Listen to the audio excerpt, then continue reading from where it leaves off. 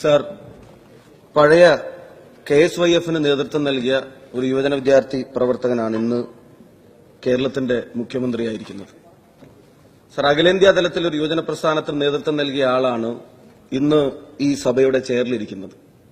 Sir, ഈ സഭയിലുടനീളം SF-ന്റെ, SFI-യുടെ, കേരള വിദ്യാർത്ഥി യൂണിയന്റെ, ഇന്ത്യൻ യൂത്ത് കോൺഗ്രസിന്റെ, യൂത്ത് ലീഗിന്റെ, MSF-ന്റെ, AISF-ന്റെ, AYF-ന്റെ ഒക്കെ മുൻകാല പ്രവർത്തകർ മന്ത്രിമാരായി, MLA-മാരായി, മുൻ മുഖ്യമന്ത്രിയായി, മുൻ മന്ത്രിയായി, പ്രതിപക്ഷ നേതാവായി ഒക്കെ ഇരിക്കുന്ന ഈ സഭക്കകത്ത് ആ പ്രവർത്തനങ്ങളുടെ ആവേശത്തിന്റെ ഒരു കണികയെങ്കിലും മനസ്സിലുണ്ടെങ്കിൽ നിങ്ങൾക്കാർക്കും നിഷേധിക്കാൻ കഴിയാത്ത 101% ന്യായമായ ഒരു മുദ്രാവാക്യം ഉയർത്തിയാണ് കേരളത്തിലെ യൂത്ത് കോൺഗ്രസും KSUവും ഈ സമരം നടത്തിയതെന്ന് ആദ്യമേ സൂചിപ്പിക്കാൻ ആഗ്രഹിക്കുന്നു. സർ, ഈ ചോദ്യം നിങ്ങളുടെ മനസാക്ഷിയോട് ചോദിക്കുമ്പോൾ ഞങ്ങൾ മുന്നോട്ട് വെച്ച മുദ്രാവാക്യത്തെ തെറ്റാണെന്ന് പറയാൻ കഴിയുമോ? സർ, ഞങ്ങൾ വിളിച്ച മുദ്രാവാക്യം സ്വാശ്രയ കോളേജുകളിലെ അമിതമായ ഫീസ് വർധനവ് പിൻവലിക്കണമെന്നുള്ളതാണെങ്കിൽ അത് തെറ്റാണെന്ന് നിങ്ങൾക്ക് എങ്ങനെ പറയാൻ സാധിക്കും? ഞങ്ങളുണ്ടാക്കിയ കരാറിനെ സംബന്ധിച്ചാണ് ഇന്നും അവിടെ നിന്ന് കമന്റ് വരുന്നതെങ്കിൽ എനിക്ക് അത്ഭുതമുണ്ട്. കൂത്തുപറമ്പിലെ രക്തസാക്ഷികളുടെ പേര് പറഞ്ഞ ആ മണ്ഡലത്തിൽ നിന്ന് വിജയിച്ച ഒരാൾ കേരളത്തിന്റെ ആരോഗ്യമന്ത്രി ആയിരിക്കുമ്പോ ഈ കൊള്ളക്ക് കൂട്ടുനിൽക്കുന്ന ഒരു കരാർ ഒപ്പിടുമ്പോ എങ്ങനെ നിങ്ങൾക്ക് പ്രതിഷേധിക്കാതിരിക്കാൻ കഴിയുമെന്നുള്ളതാണ് ഞങ്ങളുടെ ചോദ്യം. ഈ സമരം ഞങ്ങൾ നടത്തിയത് കേവലം ഒരു രാഷ്ട്രീയ മുദ്രാവാക്യം ഉയർത്തിയല്ല. ഈ സമരം ഞങ്ങൾ നടത്തിയത് കേരളത്തിലെ യുവജന വിദ്യാർത്ഥി പ്രവർത്തകരെന്ന നിലക്ക് എനിക്കും നിങ്ങൾക്കും അനുകൂലിക്കാൻ കഴിയാവുന്ന സ്വാശ്രയ രംഗത്തെ അമിതമായ ഫീസ് വർധനവ് പിൻവലിക്കണമെന്ന മുദ്രാവാക്യം ഉയർത്തിയ സർ, അതിനെയാണ് പോലീസ് വൈരാഗ്യബുദ്ധിയോടെ നേരിട്ടത്. സർ, അതിനെയാണ് പോലീസ് തല്ലി തകർക്കാൻ വേണ്ടി ശ്രമിച്ചത്. സർ, അതിനകത്ത് ഏറ്റവും അത്ഭുതകരം ഇന്നലെ KSUവിന്റെ തിരുവനന്തപുരത്ത് ജില്ലാ പ്രസിഡന്റായിരുന്ന റിങ്കുവിനെ അവിടെ സമരം കഴിഞ്ഞ് നടന്നു പോകുന്നതിന്റെ ഇടക്ക് ഇവനാണ് അതെന്ന് പറഞ്ഞ് കുറെ ആളുകൾ സംഘം ചേർന്ന് പിടിച്ച് പോലീസ് ജീപ്പിനകത്തേക്ക് കയറ്റി. അവന്റെ മൊബൈൽ ഫോൺ പിടിച്ചു വാങ്ങി. എന്നിട്ട് എന്താ സാറേ കാര്യമെന്ന് ചോദിച്ചപ്പോ, നീയാണ് കഴിഞ്ഞ ദിവസം മുഖ്യമന്ത്രിയെ കരിങ്കൊടി കാണിച്ചവൻ, നിന്നെ ഞങ്ങൾ വെറുതെ വിടില്ല. സാർ, ഒരു മുഖ്യമന്ത്രിയെ കരിങ്കൊടി കാണിക്കുന്നത് പോലും ജനാധിപത്യ വിരുദ്ധമാണെങ്കിൽ അതിനെപ്പോലും സഹിഷ്ണുതയോടെ ഉൾക്കൊള്ളാൻ കഴിയുന്നില്ലെങ്കിൽ ആ സമര പരമ്പരകളുടെ അവസാനമല്ല തുടക്കമാണിതെന്ന് പറയാൻ ഞങ്ങൾക്ക് കഴിയുമെന്ന് സൂചിപ്പിക്കാൻ ആഗ്രഹിക്കുന്നു. സാർ, ഇവിടെ കഴിഞ്ഞ ദിവസം ഞാൻ കണ്ടു സാർ, ദേശാഭിമാനിയിൽ കണ്ടു. ഞങ്ങൾക്ക് അതിന് മറുപടിയുണ്ട്. അവിടെ പ്രതിഷേധ വരക്കൂട്ടായ്മയിൽ ചിത്രം വരക്കാനെടുത്തിരുന്ന ആ മഷിക്കുപ്പി കാണിച്ച് അത് KSU സമരത്തിന്റേതാണെന്ന് തെറ്റിദ്ധരിപ്പിക്കാൻ നിങ്ങൾ ശ്രമിച്ചുകൊണ്ടിരിക്കുമ്പോ ഞാൻ പാലക്കാട് നിന്ന് വരുന്നതായതുകൊണ്ട് എനിക്കറിയാം ചോര മാറിത്തേക്കുന്നവരുടെ ചരിത്രം ഏത് പ്രസ്ഥാനത്തിലാണുള്ളതെന്ന് എനിക്ക് വ്യക്തമായിട്ടറിയാം. ഞാൻ അതിലേക്ക് കടക്കാൻ ആഗ്രഹിക്കുന്നില്ല, ആരുടെയും പേരെടുത്ത് പറയാനും ആഗ്രഹിക്കുന്നില്ല. സാർ, നിങ്ങൾക്കെങ്ങനെ, സാർ, ഈ യുവജന പ്രസ്ഥാനത്തിന്റെ പ്രവർത്തകർക്ക് എങ്ങനെ ഈ ധർമ്മസമരത്തിനെതിരെ മുദ്രാവാക്യം ഉയർത്താൻ കഴിയും? നിങ്ങൾക്കെങ്ങനെ ഇവിടെ നിന്ന് കമന്റ് പറയാൻ കഴിയും? സാർ, അങ്ങ് ചെയറിലിരിക്കുമ്പോ ഒരു വിദ്യാർത്ഥി പ്രസ്ഥാനത്തിന്റെ, യുവജന പ്രസ്ഥാനത്തിന്റെ ജാഗ്രതയുള്ള നേതാവെന്ന നിലക്ക് അങ്ങ് ഇവിടെ അവതരിപ്പിച്ചിട്ടുണ്ട് അടിയന്തര പ്രമേയം. അങ്ങ് പറഞ്ഞിട്ടുണ്ട് ഒരു 6.81% ഫീസിന്റെ വർധനവ് ഇവിടെ വന്നപ്പോ അത് ചെറുക്കപ്പെടേണ്ടതാണെന്ന്. ഈ സഭക്കകത്ത് ഞങ്ങൾ ഇന്ന് നിൽക്കുന്ന സ്ഥലത്ത് നിന്ന് അങ്ങ് മുദ്രാവാക്യം വിളിച്ചിട്ടുണ്ട്, അങ്ങ് അടിയന്തര പ്രമേയം അവതരിപ്പിച്ചിട്ടുണ്ട്. അന്ന് അതിനെ പിന്തുണച്ച് ഡെസ്കിലടച്ച ആളുകളോട് ഞാൻ പറയുന്നു, 5 വർഷം കൊണ്ട് 45,000 രൂപയാണ് വർദ്ധിപ്പിച്ചതെങ്കിൽ 100 ദിവസം കൊണ്ട് 65,000 രൂപ വർദ്ധിപ്പിച്ചതിനെതിരെ അതിനെതിരെ സമരം നടത്തുമ്പോ സാർ, അതെങ്ങനെയാണ് തെറ്റായിട്ട് മാറാൻ പോകുന്നത്? സാർ, അതെങ്ങനെയാണ് വർദ്ധിപ്പിക്കാൻ വേണ്ടി പോകുന്നത്? സാർ, അതെങ്ങനെയാണ് മെറിറ്റ് സീറ്റായാലും ശരി, മാനേജ്മെന്റ് സീറ്റായാലും ശരി, 50% മെറിറ്റ് സീറ്റിൽ 1,38,000 നിന്ന് 1,45,000 വരെ, 1,85,000 വരെയായിരുന്നു 5 വർഷം കൊണ്ട് UDF-ന്റെ വർധനമെങ്കിൽ നിങ്ങൾ ഇന്ന് മെറിറ്റ് സീറ്റ് എന്ന് വിളിക്കുന്ന ആ സീറ്റിൽ 1,85,000 നിന്ന് ഒരൊറ്റ ചർച്ച കൊണ്ട്, ഒരൊറ്റ സീസൺ കൊണ്ട്, ഒരൊറ്റ വർഷം കൊണ്ട്, 100 ദിവസം കൊണ്ട് 65,000 വർദ്ധിപ്പിച്ച് 2.5 ലക്ഷമാക്കിയപ്പോ അതിന് നേതൃത്വം നൽകുന്ന മുഖ്യമന്ത്രി ഉമ്മൻചാണ്ടിയല്ല പിണറായി വിജയനാണ് എന്നുള്ളത് നിങ്ങൾക്ക് എങ്ങനെ തിരിച്ചറിയാൻ കഴിയാതെ പോകുന്നത്? സർ, ഞങ്ങൾ നടത്തിയ ചർച്ചയിലല്ല ആ തീരുമാനമുണ്ടായത്. സാർ, ആ വർധനവ് ഞങ്ങൾ നടത്തിയ ചർച്ചയിലല്ല. സാർ, KSU പ്രവർത്തകരെ, യൂത്ത് കോൺഗ്രസ് പ്രവർത്തകരെ ക്രൂരമായി തല്ലിച്ചതച്ചുകൊണ്ടിരിക്കുകയാണ്. സാർ, ഇന്നലെ ദൃശ്യങ്ങളിൽ നിങ്ങൾ കണ്ടു, തിരുവനന്തപുരത്തെ മെഡിക്കൽ കോളേജിൽ പരിക്കേറ്റ് കിടക്കുന്ന, ഞാൻ കഴിഞ്ഞ ദിവസം ബഹുമാന്യനായ ശ്രീ EP ജയരാജൻ അങ്ങ് അവതരിപ്പിച്ച ഒരു അടിയന്തര പ്രമേയത്തിന്റെ നോട്ടീസ് ഞാൻ വായിക്കുകയുണ്ടായി. അതിൽ അങ്ങ് ഉപയോഗിക്കുന്ന വാചകങ്ങൾ ഞാൻ അതിലേക്ക് വരുന്നുണ്ട്. സാർ, കാലിന്റെ ലിഗ്മെന്റ് പൊട്ടി ഒരു സെനറ്റ് മെമ്പർ മെഡിക്കൽ കോളേജിൽ കിടക്കുന്നു. സാർ, ബാഹുൽ എന്ന് പറയുന്ന KSUവിന്റെ ബ്ലോക്ക് പ്രസിഡന്റ് ഗിരി കൈയിനും പിന്നെ വിരലും എല്ല് പൊട്ടി ഗവൺമെന്റ് മെഡിക്കൽ കോളേജിൽ, വേറെ എവിടെയുമല്ല, നിങ്ങൾക്കും പോയി അന്വേഷിക്കാം. സാർ, ശ്രീകുട്ടനും മജുവും ഇന്നലെ ഈ തിരുവനന്തപുരത്ത് നടന്ന സമരത്തിന്റെ ഭാഗമായി അക്രമമേൽക്കേണ്ടി വന്നവരാ. സാർ, ആലപ്പുഴയിൽ ക്രൂരമായ മർദ്ദനം, കളക്ടറേറ്റിൽ നിന്നും മാർച്ച് കഴിഞ്ഞ് തിരിഞ്ഞു പോകുന്നതിനിടക്ക് ക്രൂരമായ മർദ്ദനമുണ്ടായി. സാർ, അവിടെ അവിനാശ് എന്ന് പറയുന്ന യൂത്ത് കോൺഗ്രസിന്റെ പാർലമെന്റ് വൈസ് പ്രസിഡന്റ് കൈയിന് മാരകമായി പരിക്കേറ്റ് എല്ലൊടിഞ്ഞ് ഇന്ന് അവിടെ ആശുപത്രിയിൽ ചികിത്സയിലാണ്. സാർ, അതുപോലെ തന്നെ ആലപ്പുഴയിൽ തന്നെ ഷാജു എന്ന് പറയുന്ന പ്രവർത്തകർ, ഞാനിങ്ങനെ എണ്ണി പറയാൻ കഴിയാവുന്ന തരത്തിൽ അവിടെ പ്രവർത്തകർ ക്രൂരമായ മർദ്ദനം ഏൽക്കേണ്ടി വന്നിരിക്കുകയാണ്. സാർ, ഞങ്ങളുടെ ചോദ്യം എന്തുകൊണ്ട് ഈ സമരത്തിന്റെ മുദ്രാവാക്യം നിങ്ങൾ തെറ്റാണെന്ന് പറയുന്നു? മാനേജ്മെന്റുകൾക്ക് മുമ്പിൽ, അവരുടെ സമ്മർദ്ദങ്ങൾക്ക് മുന്നിൽ അടിമപ്പെട്ട് അവരിഷ്ടപ്പെട്ട കാര്യങ്ങൾ കുറിച്ചു കൊടുക്കുമ്പോ നിങ്ങൾ ആലോചിക്കേണ്ട ഒരു കാര്യമുണ്ട്. ഇവിടെ സ്വാശ്രയ സമരത്തിന്റെ പേര് പറഞ്ഞ് ഒരുപാട് സമര പോരാട്ടങ്ങൾക്ക് നേതൃത്വം നൽകിയ യുവജന നേതാക്കന്മാർ ഈ അസംബ്ലിക്കകത്തിരിക്കുന്നുണ്ട്.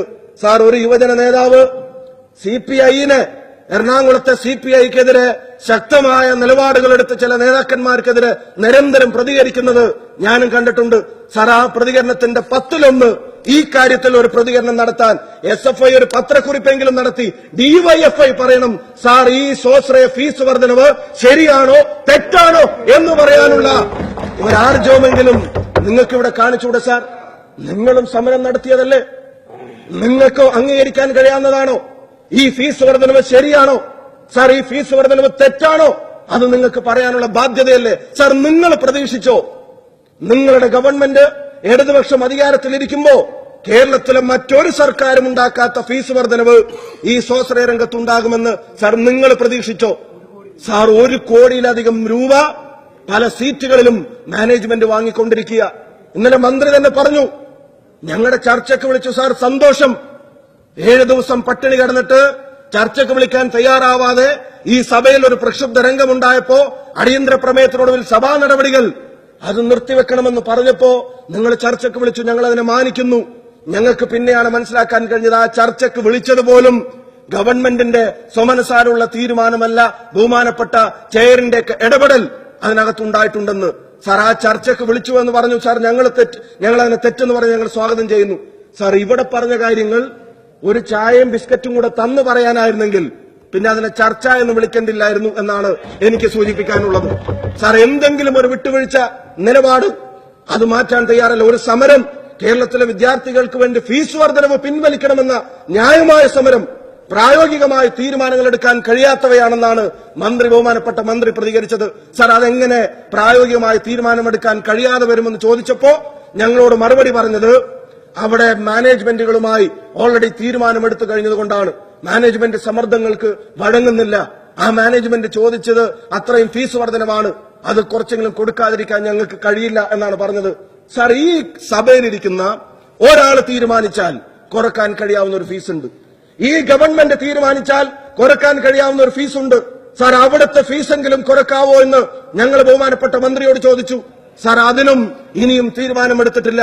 സാർ, ഞങ്ങൾ ചോദിക്കുന്നത് മറ്റൊന്നുമല്ല, ഈ ഗവൺമെന്റിലെ ആളുകൾ തന്നെ നേതൃത്വം നൽകുന്ന, ഈ ഗവൺമെന്റിന് നേതൃത്വം നൽകുന്ന പാർട്ടി തന്നെ നയിക്കുന്ന പരിയാരം മെഡിക്കൽ കോളേജ് കേരളത്തിലെ മറ്റേത് സ്വാശ്രയ മുതലാളിമാരും വാങ്ങുന്ന ഫീസ് ഇടതുപക്ഷം കേരളം ഭരിച്ചുകൊണ്ടിരിക്കുമ്പോൾ വാങ്ങുമ്പോ അതിനെതിരെ പ്രതിഷേധത്തിന്റെ ഒരു ചെറുവിരൽ പോലും അനക്കാൻ കഴിയാതിരിക്കുന്നവർ അവരനീതി ചെയ്യുന്നത് വിദ്യാർത്ഥി സമൂഹത്തോട് മാത്രമല്ല, അവരനീതി ചെയ്യുന്നത് പ്രതിപക്ഷത്തോട് മാത്രമല്ല, അവരനീതി ചെയ്യുന്നത് ബാബുവിനോടാണ്, ശിബുലാലിനോടാണ്, റോഷനോടാണ്, രാജീവിനോടാണ്, കൂത്തുപറമ്പിലെ രക്തസാക്ഷികളോടാണ് എന്ന് ഞങ്ങൾക്ക് പറയാൻ വേണ്ടി സാധിക്കും.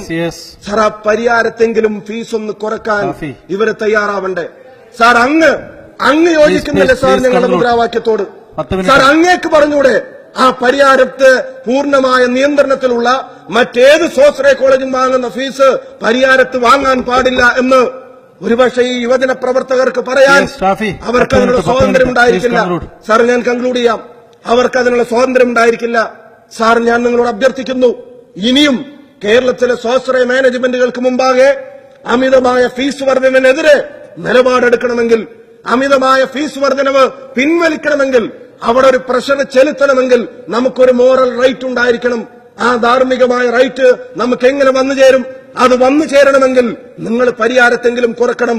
ആ പരിഹാരത്തെങ്കിലും കുറച്ചാലേ മാനേജ്മെന്റിനോട് നിങ്ങൾക്ക് പറയാൻ സാധിക്കൂ നിങ്ങളുടെ കോളേജുകളിൽ ഫീസ് കുറക്കണമെന്ന്. അങ്ങനെയാണെങ്കിലേ അവിടെ നീതി പുലരുകയുള്ളൂ. സാർ, ഇടതുപക്ഷം കേരളം ഭരിച്ചുകൊണ്ടിരിക്കുമ്പോ ഈ കേരളത്തിന്റെ ചരിത്രത്തിലെ ഏറ്റവും വലിയ ഫീസ് ഹൈക്കിന് കാരണമാകുന്ന ഈ അഴിമതി കരാർ, ഈ കോഴക്കരാർ, സാർ ഇടതുപക്ഷം കേരളം ഭരിച്ചുകൊണ്ടിരിക്കുമ്പോ നീറ്റിൽ നിന്ന് പ്രവേശനം നടത്തണമെന്ന മാനദണ്ഡം അത് വെച്ചതിന്റെ പേരിൽ അമിത ഫീസ് ഏർപ്പാടാക്കി കൊടുക്കുമ്പോ നീറ്റിൽ നിന്ന് പ്രവേശനം നടത്തുമ്പോ ഉയർന്ന ഫീസ് വാങ്ങുക എന്ന് മാത്രമല്ല, ജെയിംസ് കമ്മിറ്റിക്ക് മുമ്പാകെ വരുന്ന പരാതികൾ അതിനോടൊപ്പം തലവരിപ്പണം കൂടി വാങ്ങുക എന്നുള്ളതാണ്. അതിനെയും ലീഗലൈസ് ചെയ്യുന്ന ഒരു നിലപാട് അത് ഗവൺമെന്റ് എടുക്കുമ്പോ 250 സർക്കാർ സീറ്റുകൾ നമുക്ക് കിട്ടുമായിരുന്നതിന് നഷ്ടപ്പെടുത്തുന്ന നിരുത്തരവാദപരമായ സമീപനം അത് ഗവൺമെന്റ് തുടരുമ്പോ അതിനെതിരായിട്ടുള്ള പ്രക്ഷോഭം ഞങ്ങൾ സംഘടിപ്പിക്കുമ്പോ സാർ ബഹുമാനപ്പെട്ട EP ഒരു അടിയന്തര പ്രമേയത്തിൽ പറഞ്ഞിട്ടുണ്ട് എത്ര ഭീകരമായിട്ടുള്ള ആക്രമണങ്ങളാണ് നിങ്ങൾ നടത്തിയത്. എന്താണ് ആ കുട്ടികൾ ചെയ്ത തെറ്റ്? മുദ്രാവാക്യം വിളിക്കാൻ പാടില്ലേ? പ്രതിഷേധിക്കാൻ പാടില്ലേ? ഉമ്മൻചാണ്ടി മുഖ്യമന്ത്രിയാണെന്നുകൊണ്ട് പ്രതിഷേധിക്കാൻ പാടില്ല എന്നുണ്ടോ എന്ന് ചോദിച്ച് ഇവിടെ ബഹുമാനപ്പെട്ട EP അവതരിപ്പിച്ച ഒരു അടിയന്തര പ്രമേയമുണ്ട്. സാർ, അന്ന് താങ്കൾ ഉയർത്തിക്കണിച്ച കുറച്ച് സാധനങ്ങൾ ഇന്ന് ഞങ്ങൾക്കെതിരെയും ഉയർന്നു വന്നിട്ടുണ്ട്. സാർ, ഇത് സമരത്തിന് നേരെയല്ല, ഇത് നിരാഹാരം കിടക്കുന്ന ഞങ്ങളുടെ പന്തലിനകത്തേക്ക് അങ്ങ് പറയുന്ന ചെയ്തിട്ടില്ല എന്ന് പറയുന്ന പോലീസ് എറിഞ്ഞ വസ്തുക്കളാണ് സാർ നിരാഹാര പന്തലിനകത്തേക്ക്. സാർ, ഇതിന് ഒരു ന്യായമായ മുദ്രാവാക്യം ഉയർത്തിപ്പിടിച്ചിരിക്കുന്ന ഈ സമയത്ത് നിങ്ങൾക്ക് ലാത്തി കൊണ്ട്, അക്രമം കൊണ്ട്, ഈ പറയുന്ന ഗ്രാനേഡ് കൊണ്ടും ജലവീരങ്കി കൊണ്ടും തകർക്കാമെന്ന് നിങ്ങൾ ധരിക്കുന്നുണ്ടെങ്കിൽ അത് തെറ്റിദ്ധാരണയാണ് സാർ. ഈ സാഹചര്യം വളരെ ഗുരുതരമാണ്. ഇത് കേരളത്തിന്റെ ചരിത്രത്തിലെ ഏറ്റവും വലിയ ഫീ ഹൈക്കാണ്, ഏറ്റവും വലിയ തീവട്ടിക്കൊള്ളയാണ്. അതിന് കൂട്ടുനിൽക്കാൻ ഈ ഗവൺമെന്റ് തയ്യാറാവുന്നില്ലെങ്കിൽ ഈ സഭ നിർത്തിവെച്ച് ആ അക്രമം ചർച്ച ചെയ്യാൻ വിദ്യാർത്ഥികൾക്ക് നേരെ, യുവജന പ്രവർത്തകർക്ക് നേരെ പോലീസിന്റെ ഭാഗത്തുണ്ടായ അതിക്രമം ഈ സഭ നിർത്തിവെച്ച് ചർച്ച ചെയ്യാനുള്ള ആർജവം ഈ ഗവൺമെന്റ് കാണിക്കണമെന്ന് അഭ്യർത്ഥിച്ചുകൊണ്ട് ഞാൻ നിർത്തുന്നു സാർ.